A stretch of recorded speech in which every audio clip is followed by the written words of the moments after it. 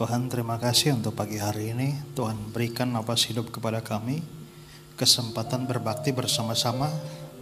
Sudah memuji Tuhan, menyembah Tuhan. Sekarang mau mendengar firman. Isilah diri kami dengan kebenaran firman-Mu. Pikiran yang baik untuk mengerti, hati yang terbuka untuk mendengar, kehendak yang baik melakukan firman ini dalam hidup kami. Tolong hamba-Mu dalam menyampaikan supaya kebenaranlah yang dinyatakan kepada kami. Lindungi kami dari pekerjaan si jahat, supaya tidak ada di antara kami yang sia-sia mendengar, karena benihnya dicuri oleh iblis. Kami siap belajar firman-Mu. Mari Tuhan berbicara bagi kami. Dalam nama Yesus kami berdoa. Amin. Amin.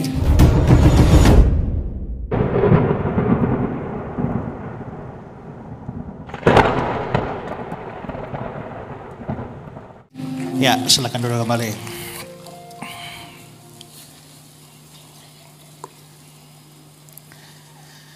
Baik, shalom. Hari ini saya akan menyampaikan firman Tuhan. Dan temanya adalah Bapa kami yang di sorga, dikuduskanlah nama-Mu. Dan ini diambil dari kalimat pertama dalam doa Bapa kami, Matius 6 ayat 9. Karena itu berdoalah demikian, Bapa kami yang di sorga, dikuduskanlah nama-Mu. Hari ini saya 5 kali khotbah di sini. Jadi khotbah pertama nih sekarang saya hanya mau bahas satu kata, yaitu Bapa. Ibadah kedua saya bahas kami. Yang ketiga saya bahas yang di sorga.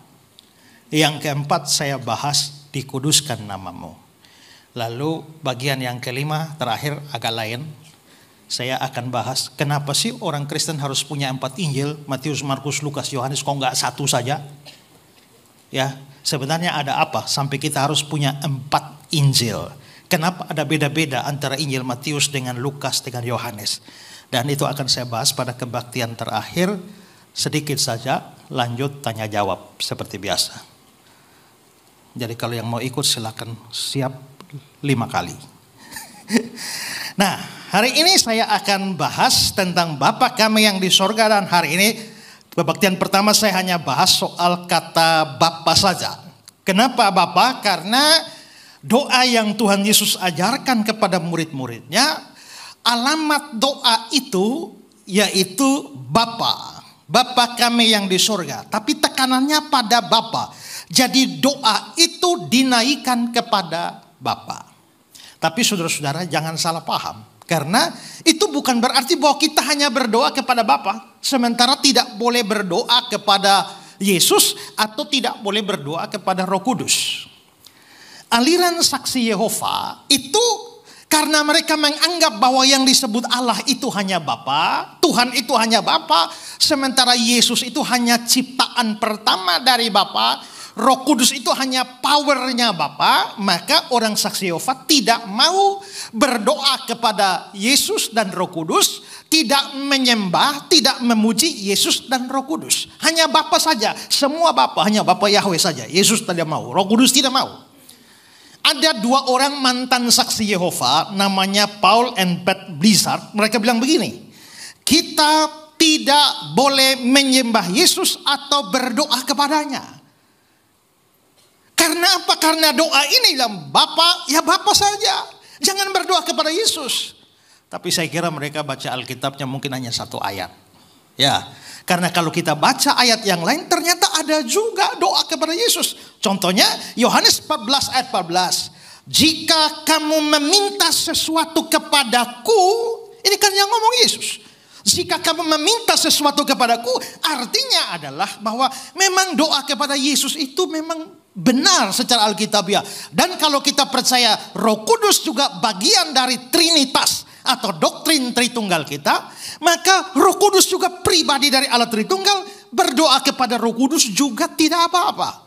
Maka memang orang Kristen berdoa kepada Bapa, berdoa kepada Anak, berdoa kepada Roh Kudus. Hanya saja pada bagian ini memang Tuhan Yesus mengajar berdoanya itu kepada Bapa, dan seterusnya. Nah, sekarang saya mau bahas soal Bapa ini saja. Saya bahas pertama, Mari kita lihat konsep kebapaan Allah, fatherhood of God. Saudara-saudara, Allah itu Bapa, tapi dia Bapa bagi siapa? Nah, ini perlu dipahami dalam konsep kebapaan Allah ini. Dalam banyak konteks itu harus dilihat. Konteks pertama adalah konteks penciptaan. Maksudnya konteks penciptaan itu adalah Allah disebut Bapa karena dialah yang menciptakan segala sesuatu. Dialah sumber kehidupan, dialah yang memberikan eksistensi kepada semua yang ada, semua ciptaan. Maka dia disebut Bapa bagi semua ciptaan. Lihat Maleakhi 2 ayat 10. Bukankah kita sekalian mempunyai satu Bapa? Bukankah satu Allah yang menciptakan kita? Nah, karena satu Allah yang menciptakan kita, saya sebagai ciptaan, saya anaknya, dia Bapa yang mencipta kita. Maka dalam hal ini, orang Kristen diciptakan oleh Allah, bukan? Kalau begitu orang Kristen anak Allah, Allah adalah Bapa kita. Pertanyaannya, orang Islam diciptakan oleh siapa? Orang Hindu Buddha diciptakan oleh siapa? Allah juga kan? Kalau memang diciptakan oleh Allah, maka semua yang diciptakan oleh Allah adalah anak Allah dan Allah menjadi Bapa. Dalam konteks penciptaan ini sebenarnya semua manusia itu adalah anak Allah. Ya. Tapi saudara, kedua, ada konteks providensi atau pemeliharaan. Providensi itu apa? Allah habis cipta dunia ini kan tidak membiarkannya nganggur. Allah menjaga, memelihara, kasih hujan, kasih udara, kasih makan kepada semua ciptaan.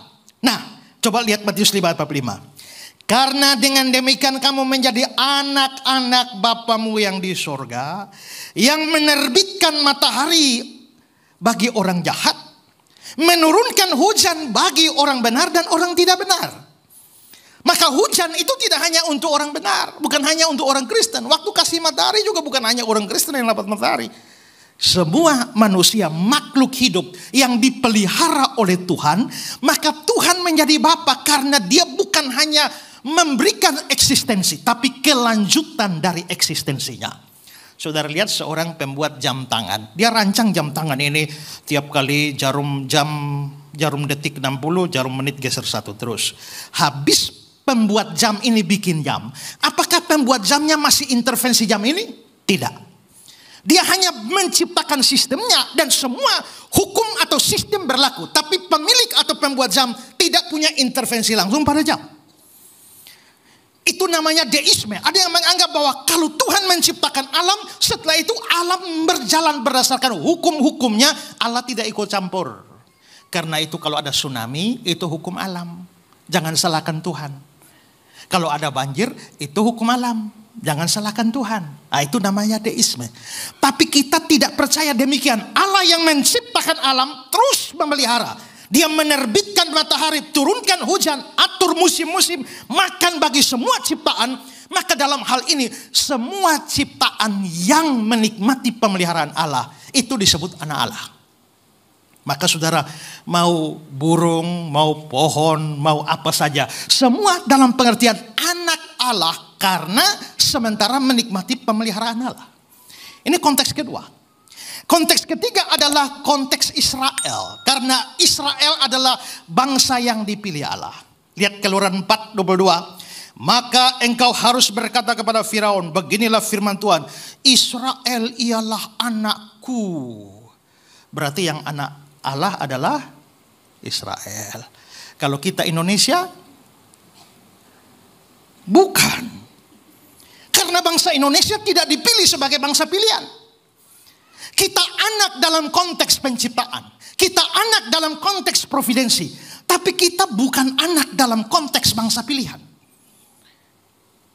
Maka orang Afrika, orang Australia, orang mana-mana dari ini, kita semua bukan anak Allah. Hanya Israel, karena Allah hanya punya satu bangsa pilihan.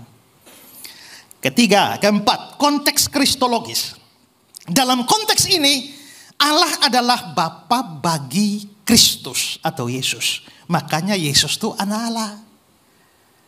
Allah adalah Bapaknya. Dan Yesus itu Allah Bapa dalam konteks ini hanya punya satu anak. Karena itu dibilang Allah memberikan anaknya yang tunggal. Kalau tunggal artinya hanya satu-satunya. Jadi Allah tidak punya banyak anak, satu-satunya. Karena itu maka Yesus itu adalah anak Allah.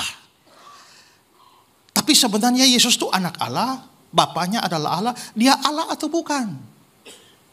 Nah itu yang sering jadi soal kan. Makanya saya pernah debat sama orang Islam.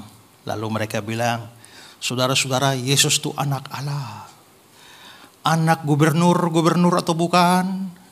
Bukan. Anak bupati atau bukan? Bukan. Anak presiden atau bukan? Bukan. Jadi anak Allah atau bukan? Bukan. Allahu Akbar, Allahu Akbar. Habis itu giliran saya tanya, anak macan atau bukan? Anak ular atau bukan? Kamu ini manusia atau anak manusia? Kalau kamu bisa anak manusia sekaligus manusia, mengapa dia tidak bisa anak Allah sekaligus adalah Allah? Maka waktu Yesus disebut anak Allah, itu bukan berarti dia bukan Allah. Tapi relasi dia dengan Bapa, sang Bapa disebut Bapa, dia disebut sebagai sang anak. Dalam konteks kristologis, Allah hanya punya satu anak yang tunggal. Yang lain dari Yesus bukan anak Allah. Tapi yang kelima, ada konteks penebusan. Dalam konteks penebusan begini, orang-orang yang mestinya bukan anak Allah, tapi gara-gara percaya kepada Yesus, lalu dikasih hak, dikasih kuasa supaya jadi anak Allah. Yohanes 1 ayat 12. Tetapi semua orang yang menerima Yesus, yaitu mereka diberi kuasa menjadi anak-anak Allah. Anak Allah sudah banyak kan? Anak-anak Allah sudah banyak. Tadi anaknya cuma satu, Yesus. Diberi kuasa jadi anak-anak Allah, yaitu siapa? Yaitu yang percaya. Maka yang percaya adalah anak, yang tidak percaya bukan anak. Jadi kalau saudara adalah orang percaya Yesus, saudara anak Allah. Kalau saudara tidak percaya Yesus, saudara anak siapa? Anak iblis. Kita ngomong rohani. Kalau ngomong rohani itu hanya dua saja, anak Allah atau anak iblis. Saya memang bukan anak Allah tapi bukan anak iblis juga. Gak bisa. Coba lihat 1 Yohanes 3 ayat 10. Inilah tandanya anak-anak Allah dan anak-anak iblis. Jadi hanya bagi dua, anak Allah atau anak iblis. Orang yang percaya Yesus jadi anak Allah. Orang yang tidak percaya Yesus anak. Jadi kalau saudara hadir di dalam kebaktian di gereja tapi tidak sungguh-sungguh percaya Yesus, saudara anak iblis yang kebetulan ikut kebaktian. Kalau saudara ikut melayani tapi tidak sungguh-sungguh percaya Yesus, saudara adalah anak iblis yang ikut pelayanan. Kan begitu? Dan kalau saudara percaya Yesus sungguh-sungguh, saudara anak Allah. Saudara pacaran dengan orang yang tidak percaya Yesus, maka saudara anak Allah pacaran dengan, maka ada pendeta bilang orang yang kawin atau menikah beda agama itu manusia paling kurang ajar di dunia. Kenapa?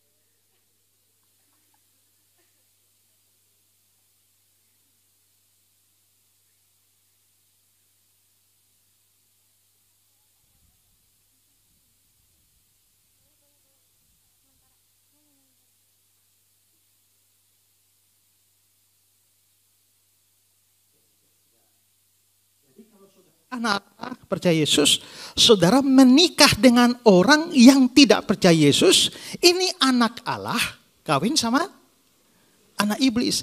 Kalau anak Allah kawin sama iblis, apa hubungan antara Allah dan iblis? Besan kan? Jadi orang kurang ajar itu adalah orang yang kawin dengan orang yang tidak percaya Yesus. Karena dia membuat Allah dan iblis jadi besan. Ya, jadi dalam hal ini kita harus ingat bahwa hanya orang yang percaya Yesus sungguh-sungguh yang bisa menjadi anak Allah. Jadi siapa anak Allah dan siapa Bapa kita itu tergantung dari konteks apa. Konteks penciptaan semua anak Allah. Konteks Israel hanya Israel yang anak Allah. Konteks kristologis hanya Kristus anak Allah, yang lain tidak.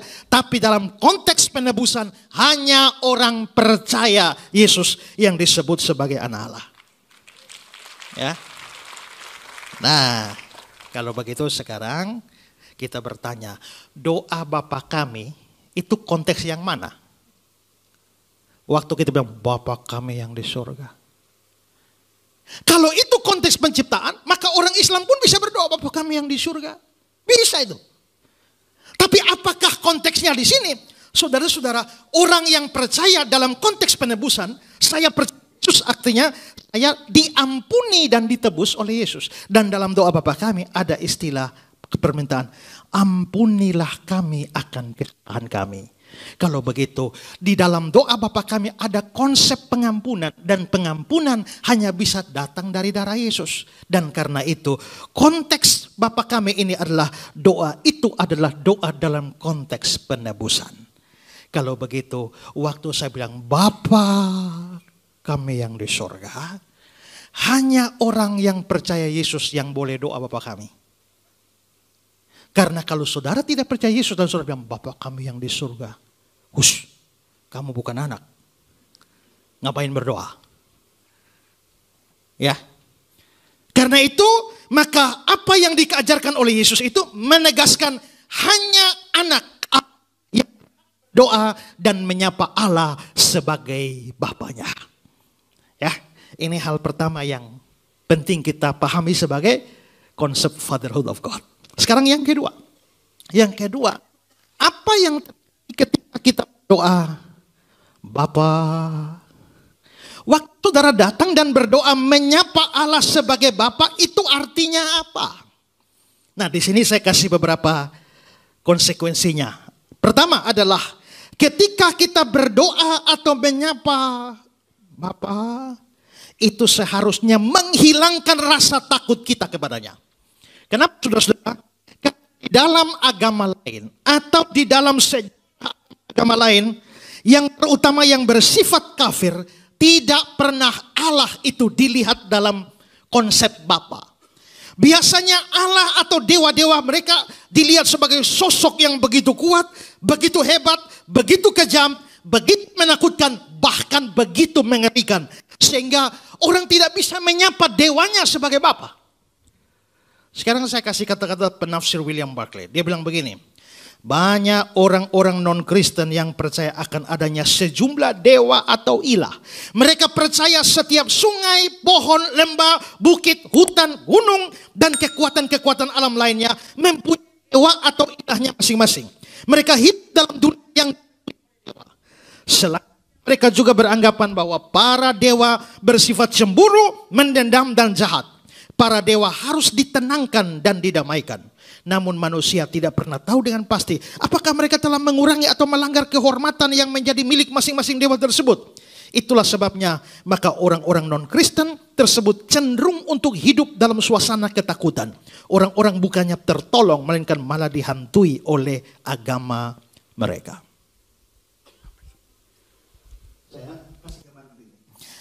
Saya pernah tinggal di Bali, rumah kontrakan. Di rumah itu ada altar untuk pasang sesajen.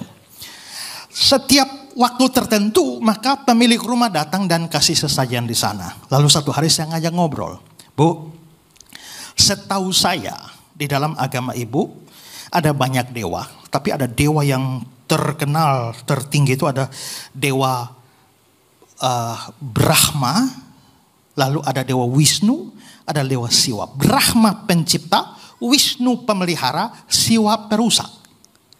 Jadi waktu ibu kasih sesajen di sana, ibu kasih dewa yang mana? Kasih ketiga-tiganya? Dia bilang, enggak mas, saya kasih yang Siwa, yang perusak. Saya bilang, kenapa ibu kasih yang perusak? Kenapa ibu tidak kasih kepada Brahma pencipta atau Wisnu pemelihara, dewa baik ini? Kenapa kasih perusak? Lalu dia bilang, Mas, Brahma dan Wisnu nggak usah dikasih, mereka memang sudah baik. Maka mereka nggak apa-apain kita. Tapi yang satu ini, kalau nggak dikasih terus dia ngamuk, yang dua yang lain pun tidak bisa tolong kita. Jadi mending kasih yang jahat ini, yang merusak ini, supaya apabila terjadi sesuatu, yang dua ini tidak bisa tolong. Maka mereka kasih. Kalau begitu dasarnya sebenarnya apa yang menyebabkan dia mau memberikan kepada dewa ini, dewa ini, dewa ini? Ketakutan. Maka di dalam banyak konsep agama lain kita bisa melihat orang mendekati Tuhannya atau dewanya dengan ketakutan. Tidak ada yang menyapa dewanya itu sebagai Bapa. Itu tidak ada. Hanya di dalam Yahudi dan lanjut di dalam kekristenan kita bisa melihat bahwa Allah itu dimengerti sebagai seorang Bapa. Seorang teolog perjanjian baru namanya Donald Guthrie, dia bilang pada masa itu orang-orang penyembah berhala beribadah kepada dewa-dewanya dalam suasana ketakutan. Tapi pandangan Kristen tentang kebapaan Allah memberikan unsur kemesraan ke dalam hubungan manusia dengan Allah yang tidak ada bandingnya di dalam dunia kafir.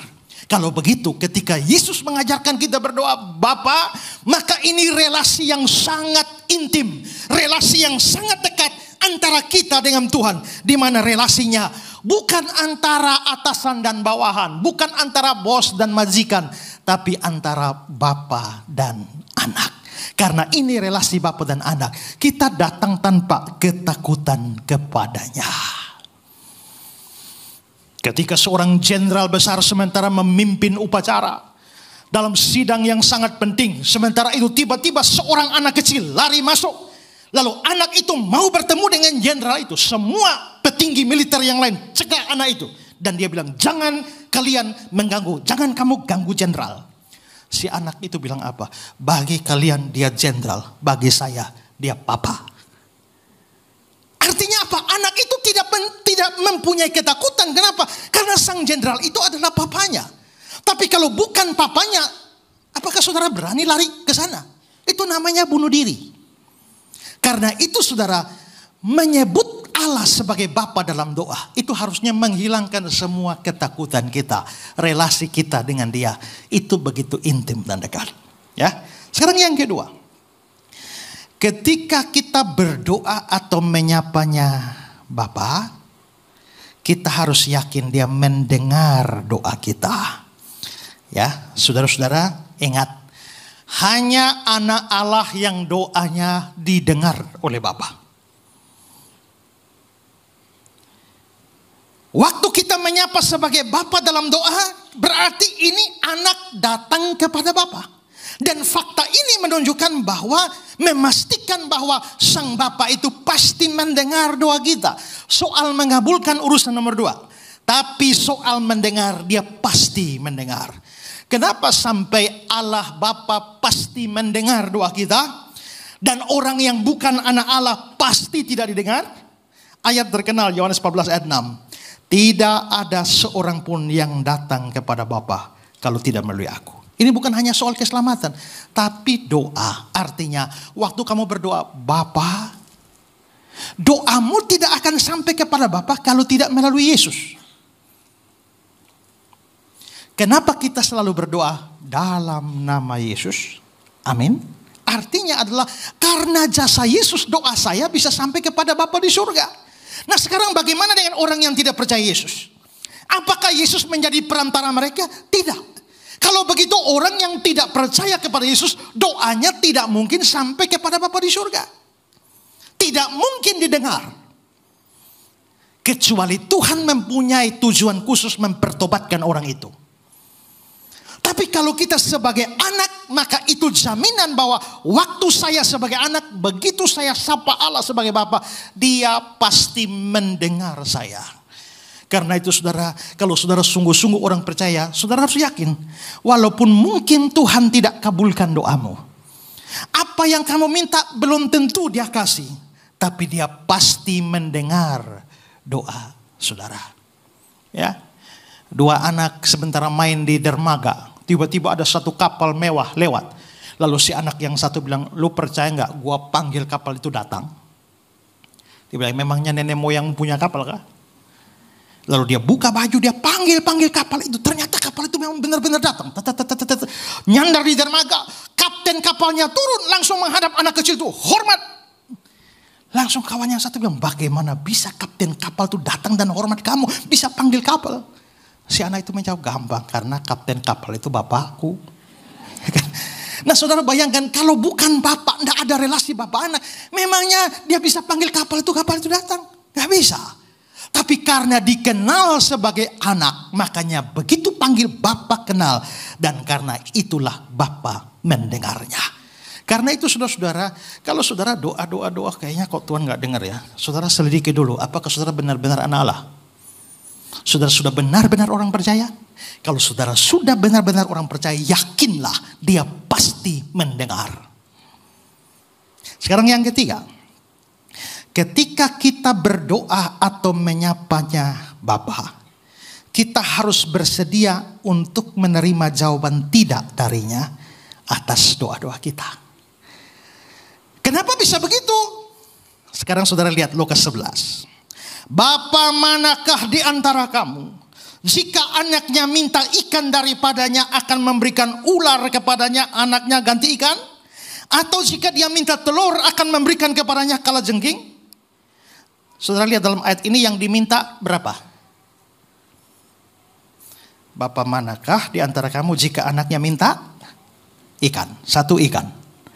2, atau jika dia minta telur. Jadi yang diminta 2, ikan dan telur. Sekarang Matius pasal 7. Adakah seorang daripadamu yang memberi batu kepada anaknya jika dia minta roti? Berarti ada minta roti. Atau memberi ular jika dia minta ikan? Berarti yang diminta roti dan ikan. Dari Lukas tadi yang diminta adalah ikan, telur. Matius roti, ikan. Kalau digabung yang diminta 3. Roti, ya, ikan, telur. Nah saudara-saudara, yang diminta adalah roti, ikan, telur. Tapi ayat-ayat itu menyatakan, Bapa manakah yang kalau anaknya minta roti dia kasih batu? Kalau anaknya minta telur dikasih kalajengking? Yang mana anaknya minta ikan dia memberikan ular? Tidak bisa. Bapa insani saja, Bapa jasmani saja yang adalah manusia yang berdosa ternyata tidak melakukan hal itu. Dia tidak akan kasih yang buruk kepada anaknya. Apalagi Bapa surgawi kita. Makanya di ayat 11 dibilang, jadi jika kamu yang jahat tahu memberi pemberian yang baik kepada anak-anakmu, apalagi Bapamu yang di sorga, dia akan memberikan yang baik kepada mereka yang meminta kepadanya. Kalau begitu pertanyaan, apakah Tuhan selalu mengabulkan permohonan kita? No.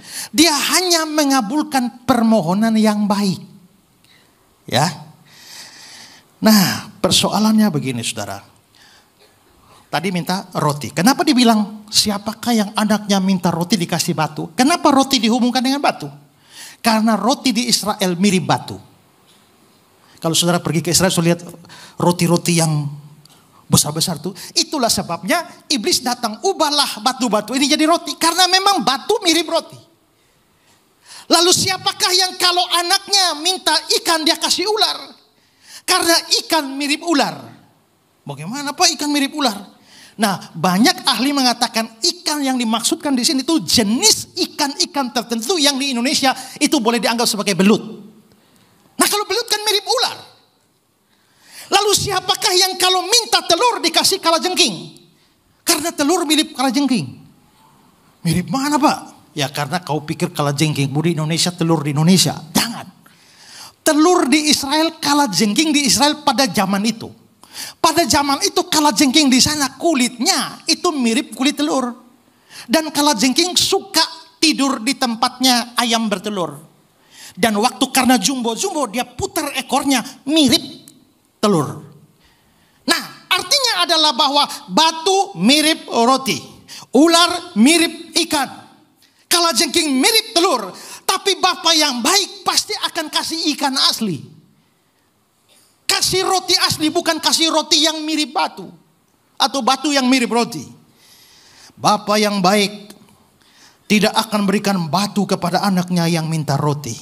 Tapi ada anak yang terlalu bodoh, dia lihat batu kok kayak roti ya. Lalu dia doa, Tuhan berikanlah roti ini, padahal batu. Sekarang saudara, kalau dia lihat ini, sebenarnya ini batu tapi dia kira roti. Lalu dia doa, Tuhan berikanlah roti ini. Kira-kira Bapa di surga kasih? Bapak tidak akan kasih. Kenapa? Kalau kasih anaknya makan batu. Bagaimana kalau dia doa puasa? Doa puasa, Tuhan kasihlah roti ini, padahal batu. Bagaimana kalau dia tambah doa semalam? Apakah Bapak di surga kasih? Kalau kasih anaknya makan batu. Bapak yang baik tidak akan berikan ular kepada anaknya minta ikan. Tapi dalam kebodohan banyak anak yang lihat ular kayak ikan ya. Lalu dia sungguh-sungguh minta ikan itu padahal ular. Bapak yang baik tidak akan memberikan kalajengking kalau anaknya minta telur.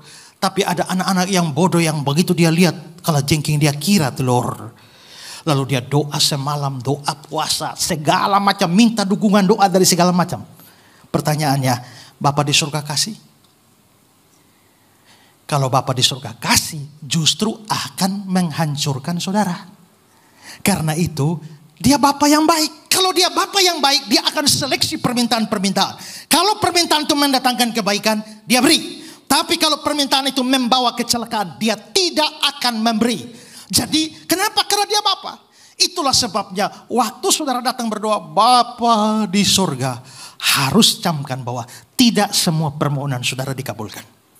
Hanya yang baik saja. Dan ingatlah bahwa ada banyak kebaikan datang kepada kita lewat doa yang tidak dikabulkan. Maka saudara sering bersyukur kan, terima kasih Tuhan karena Tuhan kabulkan doa saya. Pernah gak bersyukur? Tuhan terima kasih karena Tuhan tidak kabulkan doa saya. Jarang kan? Tapi tahukah saudara ada banyak kecelakaan yang dihindarkan dari saudara dengan ditolaknya permohonan saudara. Dulu pada waktu saya muda, sekarang juga masih muda tapi lebih muda dari sekarang. Waktu saya masih kuliah, saya naksir satu orang. Tapi karena saya calon hamba Tuhan, jadi sebelum nembak itu harus doa. Doa banyak, doa malam, doa puasa. Dalam nama Yesus sampai hari H, waktu saya nembak dia, saya maju dengan penuh keyakinan dia pasti terima. Dalam nama Yesus. Ternyata dia nolak. Lalu saya, Tuhan gimana nih? Saya ini hamba Tuhan, saya anak Tuhan, saya sudah berdoa semua. Bahkan saya sudah berdoa kunci semua saingan-saingan. Tapi kenapa juga tidak dikabulkan? Saya kecewa. Tapi saudara, beberapa saat kemudian ketahuanlah. Cewek itu sudah hamil 3 bulan. Waktu itu saya pikir, waduh. Seandainya Tuhan kabulkan doa saya jadian dengan dia. Terus dia hamil di tangan saya, apa kata dunia? Jadi saya berpikir, aduh untung sekali ya dia nolak. Hari itu saya bilang, Tuhan terima kasih. Karena dia menolak cinta saya. Artinya ada kebaikan yang datang di balik doa yang tidak dikabulkan. Kalau Tuhan tuh ngasih saja, percayalah bencana bagi kita. Tuhan bekerja demi kebaikan kita sebagai Bapa yang baik. Karena itu diatur. Kalau permohonan itu membawa kebaikan dia kasih. Tapi kalau permohonan itu membawa kejelekan dia tahan. Tidak beri. Di dalam mitologi Yunani, saudara lihat gambar ini. Ini adalah gambar tentang dari mitologi Yunani tentang Aurora dan Titonus. Aurora ini diceritakan sebagai seorang dewi. Dan satu kali dewi ini datang dari kayangan sana, mandi di bumi, ketemu dengan seorang laki-laki namanya Titonus. Maka jatuh cintalah Aurora sama Titonus. Dan dia kepengen menikah dengan Titonus. Lalu dia pergi ke atas kepada dewa kepala, minta supaya dia diizinkan menikah sama Titonus. Tapi dewa kepala bilang tidak bisa. Kita ini dari kalangan dewa. Titonus hanya manusia biasa. Kita kekal tidak mati. Tapi Titonus itu manusia yang fana bisa mati. Bagaimana mungkin kamu masih kawin dengan dia? Tapi Aurora terus meminta. Ya sudah, akhirnya dewa kepala setuju. Ya, masalahnya dia bilang, tapi dia itu bisa mati. Tapi Aurora bilang, tapi bukankah engkau bisa buat dia tidak mati? Engkau kan maha kuasa. Akhirnya dewa kepala berikan hidup kekal kepada Titonus. Lalu turunlah Aurora dan kawin dengan Titonus. Setelah kawin, sekarang Aurora tidak bisa mati. Titonus juga sudah dapat karunia kekal, tidak bisa mati. Lalu 1 tahun menikah, 5 tahun, 10 tahun, 20 tahun. Dan Titonus mulai sakit-sakitan dan tidak bisa bangun dari tidur. Ya, tempat tidur, buang air, makan, minum di atas tempat tidur. Saat itu Aurora sadar, ini bencana. Kenapa? Karena dia minta hidup kekal kepada Titonus, tapi lupa minta awet muda. Maka sekarang suaminya ini sudah sakit-sakitan, makan di tempat tidur, buang air di tempat tidur, tunggu mati gak bisa mati-mati. Hari itu dia sadar, doanya dikabulkan itu bukan kebaikan, tapi itu bencana. Nah, saudara sadarlah, ada berapa banyak bencana yang Tuhan hindarkan dari saudara dengan tidak mengabulkan permohonanmu. Kalau begitu, setiap kali permohonan saudara ditolak oleh Tuhan, jangan marah sama Tuhan, jangan kecewa, jangan putus asa, jangan tinggalkan Tuhan, jangan tinggalkan pelayanan. Mestinya bersyukur. Karena itu, hari ini saudara boleh berkata, Tuhan, terima kasih untuk semua permohonan saya yang sudah Tuhan kabulkan, yang sudah Bapak kabulkan. Tapi terima kasih juga untuk begitu banyak permohonan yang Tuhan tidak kabulkan. Kenapa dia tidak kabulkan? Karena dia Bapa yang baik. Mari kita bangkit berdiri.